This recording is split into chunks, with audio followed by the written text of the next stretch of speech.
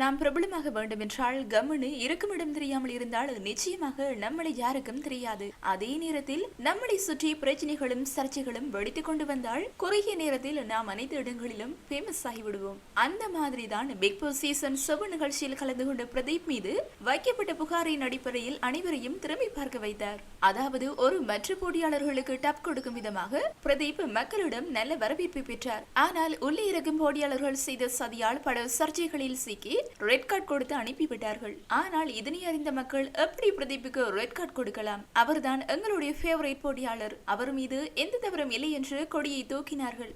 ஆனால் இதை பெரிதுபடுத்தாமல் கமக்கமான முறையில் விஜய் டிவி தரப்பில் இருந்து முடித்துக் கொண்டார்கள். ஆனாலும் வெளியே வந்த பிரதீப்புக்கு மக்களிடமிருந்து அமோக வரவேற்பு கிடைத்தது. அதனால் ஒரு சில படங்களில் நடிக்கும் வாய்ப்பை தக்க வைத்துக் கொண்டார்.